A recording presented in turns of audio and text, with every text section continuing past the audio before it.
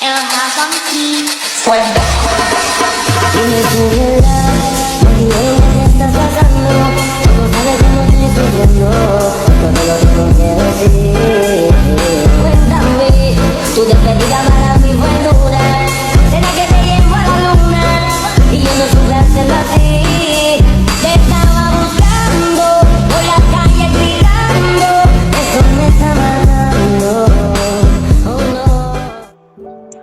Bismillahirrahmanirrahim. Assalamualaikum warahmatullahi wabarakatuh.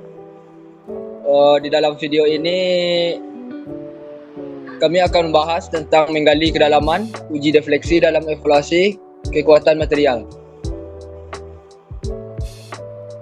yang dianggotakan dengan kelompok. Yang pertama Dedi Firmansyah dengan NIM 22338007. Yang kedua Rido Orgabel Putra dengan NIM 22338028. Dan yang ketiga Agung Fikri Reza dengan NIM 20338046. Dan yang keempat Muhammad Arif Billah Yasandi dengan NIM 22338051. Dan yang kelima Rahmatul Fauzan Mulyadi dengan NIM 22338115. Yaitu yang slide pertama ada pendahuluan.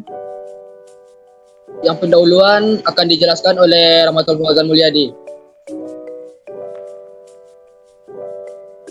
Baiklah, saya Rahmatul Fauzan Mulyadi akan menjelaskan tentang pendahuluan dari uji defleksi.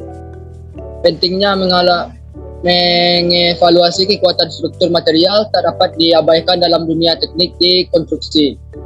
Evaluasi ini menjadi landasan utama untuk memastikan bahwa material yang digunakan mampu menahan beban dan tekanan yang diberikan selama masa pakai. Dengan mengukur kekuatan struktural, insinyur dapat merancang bangunan yang lebih aman dan efisien dan tahan lama, serta mengurangi risiko kegagalan struktural yang dapat membahayakan keselamatan dan memperpanjang umur pakai suatu konstruksi. Oleh karena itu, evaluasi kekuatan material menjadi tahap kritis dalam proses perencanaan dalam konstruksi infrastruktur. Dan lanjut untuk yang kedua, definisi. Dari definisi tersebut ada nampak sebuah gambar, yaitu bagian A berdasarkan ke X, dan dari A ke B itu menempati sebuah lingkaran, setengah lingkaran, yaitu dengan pengertian uji defleksi adalah metode pengujian yang digunakan untuk menentukan sejauh mana suatu bahan atau struktur dapat mengalami perubahan bentuk atau deformasi ketika dikenai beban atau tekanan. Yaitu kita lanjut untuk membahas tujuan dari uji defleksi. Tujuan dari uji defleksi yaitu ada 5. Yang pertama, evaluasi kekakuan.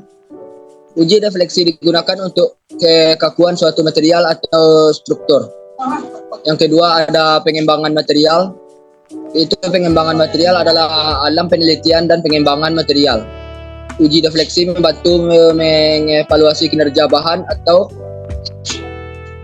modifikasi material yang ada. Dan yang ketiga ada desain struktural. Informasi uji defleksi sering digunakan dalam proses desain struktural. Hal ini memungkinkan insinyur untuk memilih bahan yang sesuai dan dimensi struktur yang tepat untuk memenuhi persyaratan kinerja yang diinginkan. Dan yang keempat ada penilaian kekuatan struktural. Yaitu uji defleksi memberikan informasi tentang kemampuan suatu bahan atau struktur untuk menahan beban sebelum mengalami kegagalan atau deformasi permanen. Dan yang kelima ada verifikasi kode dan standar. Yaitu dalam verifikasi kode dan standar ada uji defleksi sering digunakan untuk memverifikasi apakah suatu bahan atau struktur memenuhi persyaratan yang ditetapkan dalam kode dan standar industri.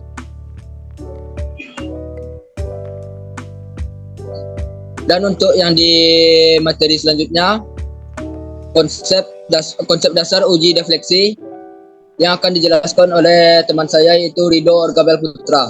Untuk Ridho, dipersilahkan. Konsep dasar uji defleksi. 1. Pemberian beban.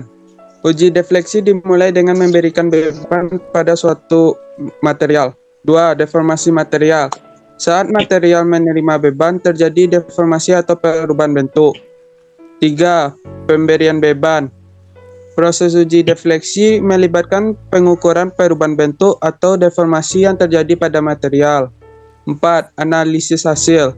Hasil pengukuran defleksi digunakan untuk menganalisis perilaku material di bawah beban. 5. Interpretasi data. Data yang dihasilkan dari uji defleksi diinterpretasikan untuk memahami batas elastis dan plastis material, serta untuk menentukan kinerja struktural. 6. Aplikasi praktis. Konsep hasil uji defleksi dapat diaplikasikan dalam desain struktur bangunan, jembatan, atau komponen struktural lainnya. Lanjut, Bill.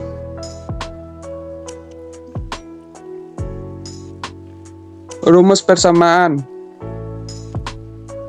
Gaya P1, P2, P3, Pn bekerja pada titik 1, 2, 3, N.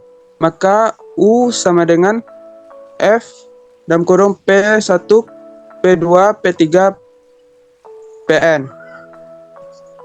Peran defleksi dalam menentukan kekuatan material. 1. Evaluasi kinerja struktural. 2. Identifikasi batas elastisitas dan plastisitas. 3. Perancangan struktur. 4. Evaluasi kinerja struktural. Lanjut, Bill. Baiklah. 5. Yang berikutnya yaitu peran defleksi dalam menentukan kekuatan material.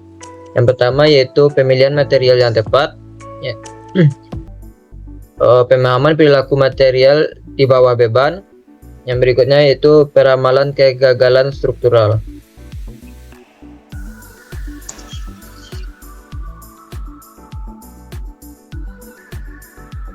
Kemudian yang berikutnya yaitu peralatan yang digunakan dalam uji defleksi. Adapun alat yang pertama yaitu mesin uji universal atau universal testing machine. Yang kedua alat pengukur defleksi atau deflection gauge. Yang ketiga penyangga dan penahan. Yang keempat penyensor beban atau load cell. Yang kelima peralatan pengukuran optik. Yang keenam yaitu peralatan pemantauan elektronik. Yang ketujuh peralatan uji kedalaman pengecoran atau impact testing equipment. Yang kedelapan yaitu peralatan pengukuran panjang dan sudut. Baiklah, berikut ada video tentang uji defleksi dalam evaluasi kekuatan material. Bisa kita tonton berikutnya, jangan di skip ya. Assalamualaikum warahmatullahi wabarakatuh. Selamat datang di Labor Material Teknik dan Metalurgi Fisik, jurusan Teknik Mesin, Fakultas Teknologi Industri. Pada kesempatan kali ini, saya akan menjelaskan tentang praktikum defleksi. Sebelumnya, saya akan memperkenalkan diri saya dulu. Perkenalkan, nama saya Dedi Perkasa. Saya di sini bertindak sebagai asisten dosen labor ini. Di sini saya bertugas sebagai pengampu pada praktikum uji defleksi ini. Di sini, uji defleksi ini biasanya digunakan pada aplikasi menghitung lembutan jembatan. Jadi, nanti saya akan menjelaskan bagaimana prosedur dari uji defleksi ini dan akan menerangkan dan menjelaskan tentang spesimennya, dan akan menerangkan tentang alat ukurnya dan juga beban atau gaya yang akan diberikan pada spesimen ini. Baiklah, kita akan masuk ke spesimen dari uji defleksi ini. Spesimen yang diberikan atau yang kita gunakan untuk uji defleksi ini, yang pertama ada tembaga, yang kedua ada aluminium, yang ketiga ada baja karbon. Jadi untuk kita harus mengetahui ukuran dari spesimen yang akan kita uji defleksi ini untuk menentukan inersia pada spesimen ini. Yang pertama, panjang dari material ini adalah sekitar 80 cm dan memiliki ketebalan dengan 8 mili. Setelah itu baru kita letakkan spesimen pada tumpuan uji defleksi ini. Saya akan menjelaskan tentang tumpuan atau uji defleksi ini. Di sini kita memakai tumpuan sederhana. Dan kita sama-sama tahu ada beberapa tumpuan yang setelah kita pelajari bersama, yaitu ada tumpuan sederhana seperti ini, ada tumpuan penjepit, ada tumpuan roller. Setelah itu, pada alat ini ada struktur pendukung, yaitu alat ukur untuk kelendutan spesimen, yang itu dinamakan dengan dial indikator. Dial indikator ini ada beberapa ada bacaannya, seperti yang bisa kita lihat di sini. Kita memiliki struktur pendukung seperti dial indikator. Dial indikator ini berguna untuk menghitung ukuran berapa defleksi atau lendutan yang terjadi pada spesimen yang kita letakkan pada pada dial indikator ini. Kita mempunyai gaya atau beban yang akan kita berikan pada uji defleksi ini, dan ini tempat penggantung untuk spesimen, mana spesimen ini nanti digantungkan penopang dari gaya-gaya yang kita berikan atau massa yang kita berikan. Seperti di sini tertulis ada 5 Newton dan 5 Newton.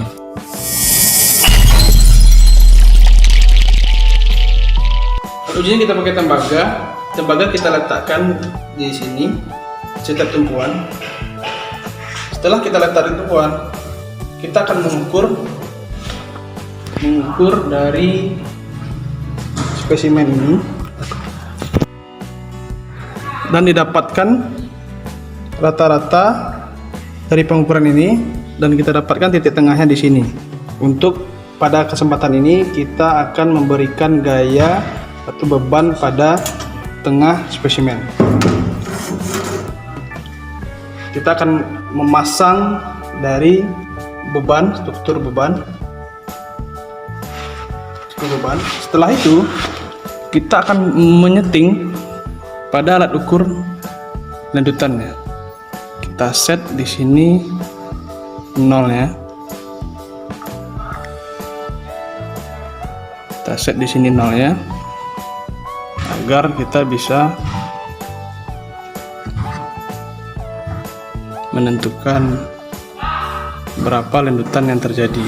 Ini juga bisa disebut dengan kalibrasi atau menolkan benda kerja. Oke, kita akan menyetel dulu. Setelah benda uji kita letakkan dan kita memasang struktur beban atau gaya yang kita berikan, di sini kita mengkalibrasi alat ukur dial indikatornya. Seperti yang bisa kita lihat di sini. Di sini arah jarum panjang itu menentukan 0 dari lendutannya yang terjadi pada spesimen ini. Jadi ada 2 jarum. Yang jarum pertama itu dengan skala 0,01 mili per garisnya, dan jarum yang kecil itu menjelaskan ukuran per 1 mili. Baiklah, kita akan meletakkan beban yang kita berikan pada alat spesimen ini. Dan setelah kita dapatkan, di sini dapat dibaca bahwasanya ada penurunan spesimen atau lendutan spesimen sebesar 2,50 mili. Oke. Kalau seandainya kita memberikan gaya lagi 5 Newton lagi, dan lendutan akan terjadi pada spesimen ini. Di sini kita bisa lihat bagaimana lendutan yang terjadi pada spesimen ini. Di sini kita bisa lihat terjadi lendutan. Kita bisa lihat di sini lendutan yang terjadi. Dan lendutan ini dituangkan dengan bacaan pada dial indikator. Setelah kita dapatkan hasil dari pengukuran spesimen, pada setiap alat ukur yang dipasangkan pada uji defleksi ini. Setelah itu data-datanya kita input dan kita tuangkan pada laporan, dan kita akan mencari hasil dari perhitungan uji defleksi ini. Untuk itu, terima kasih. Sampai di sini dulu prosedur dan penjelasan alat ukur tentang praktikum uji defleksi di Laboratorium Material Teknik dan Metalurgi Fisik ini. Baiklah, saya tutup dengan wabillahi taufiq wal hidayah. Wassalamualaikum warahmatullahi wabarakatuh. Yang berikutnya yaitu keakuratan pengukuran dan parameter yang perlu diperhatikan dalam uji defleksi. Yang pertama yang perlu diperhatikan yaitu kalibrasi peralatan, kemudian penempatan sensor, suhu dan kelembapan, akurasi alat pengukur, kecepatan, pemberian beban, pertimbangan efek endapan beban. Yang berikutnya yaitu periksa kondisi peralatan, frekuensi pengukuran, pertimbangan faktor lingkungan, dan resolusi pengukuran. Metode pengukuran defleksi. Yang pertama ada pengukuran visual. Metode ini melibatkan pengamatan visual, melibatkan pengamatan visual langsung oleh pengamat untuk mengukur perubahan benda atau deformasi pada benda uji. Pengukuran ini sederhana, namun mungkin kurang akurat dibandingkan dengan metode lain. Yang kedua, pengukuran linear variable differential transformer atau LVDT. LVDT adalah sensor pengukuran linear yang digunakan untuk mengukur perubahan linear pada suatu benda. LVDT dapat digunakan untuk mengukur defleksi dengan akurasi tinggi dan cocok untuk pengukuran yang memerlukan resolusi tinggi. Metode yang berikutnya yaitu pengukuran strain gauge. Strain gauge adalah sensor yang dapat dipasang pada permukaan benda uji untuk mengukur regangan atau perubahan panjang. Data strain gauge digunakan untuk menghitung defleksi berdasarkan pemahaman karakteristik elastis material. Metode yang berikutnya sistem pengukuran optik. Metode optik menggunakan kamera atau sensor optik untuk merekam perubahan posisi atau bentuk benda uji Ini dapat melibatkan analisis citra untuk menghitung defleksi dan menyajikan data dengan akurasi yang tinggi.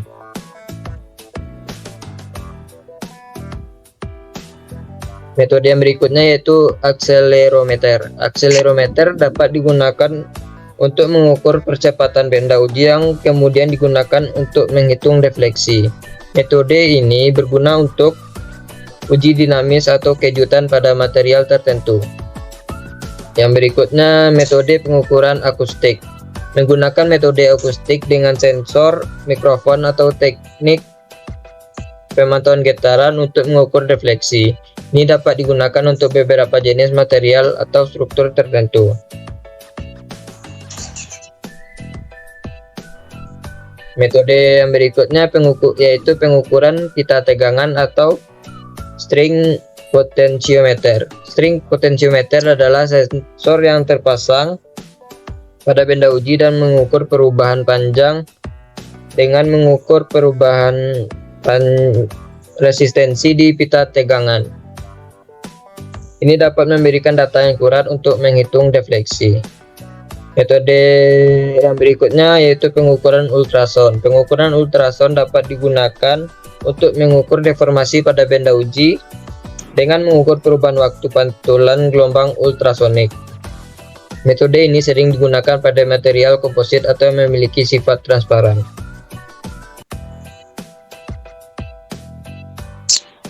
Lanjut, Dedi. Baiklah, saya akan melanjutkan materi berikutnya berkenaan dengan penggunaan alat pengukuran dan teknologi terkini. Yang pertama itu ada laser vibrometri. Menggunakan laser vibrometer untuk mengukur pergerakan atau getaran pada permukaan benda uji. Yang kedua, digital image correlation. Menggunakan kamera digital untuk merekam perubahan posisi permukaan benda uji. Yang ketiga yaitu fiber optic sensor, menggunakan pusaran optik sebagai sensor untuk mengukur deformasi pada benda uji. Yang keempat, wireless sensor network, penggunaan jaringan sensor nirkabel untuk mengukur refleksi secara terdistribusi pada suatu struktur. Yang kelima, microelectromechanical system sensor MEMS kecil dan presisi tinggi dapat digunakan untuk mengukur perubahan mikroskopis pada benda uji. Yang keenam, acoustic emission sensor pelepasan akustik untuk mendeteksi suara yang dihasilkan selama deformasi.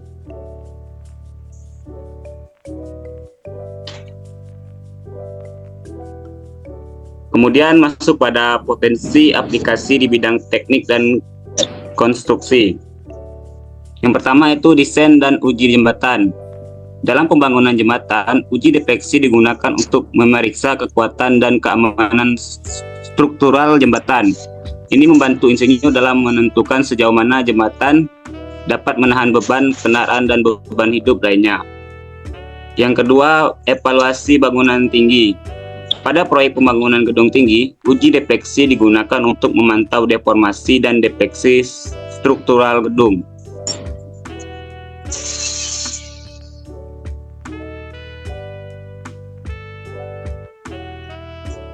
Yang ketiga yaitu uji bahan konstruksi. Dalam industri konstruksi, uji defleksi dilakukan pada berbagai jenis material konstruksi seperti beton, baja, dan kayu.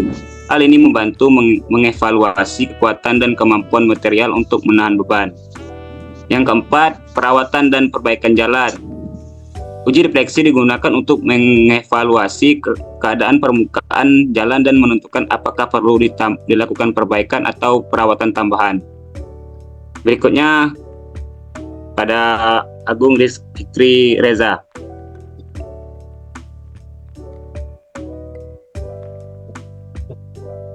Baiklah, selanjutnya potensi aplikasi di bidang teknik dan konstruksi. Pemantauan struktur bangunan bersejarah. Pada bangunan bersejarah, uji defleksi digunakan untuk memantau perubahan deformasi seiring waktu. Ini membantu dalam pemeliharaan dan pelestarian struktur sejarah tanpa merusak integritasnya. Yang kedua, pemeliharaan jembatan gantung. Jembatan gantung seringkali mengalami defleksi yang signifikan saat menerima beban dinamis atau angin. Uji defleksi membantu dalam memantau dan memastikan bahwa jembatan tetap dalam kondisi aman dan dapat berfungsi dengan sebagaimana mestinya. Next.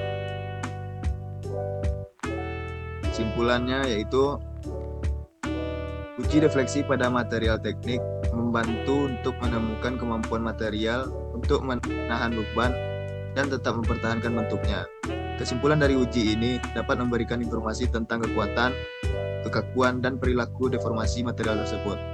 Data hasil uji defleksi menjadi dasar penting dalam perancangan struktur dan pemilihan material yang sesuai untuk aplikasi teknik tertentu. Sekian, terima kasih. Baiklah, hanya itu yang dapat kami sampaikan, yang bisa kami presentasikan di dalam video ini. Terlebih terkurang bila ada salah kata, saya mohon maaf. Dan sudahi dengan wassalamualaikum warahmatullahi wabarakatuh.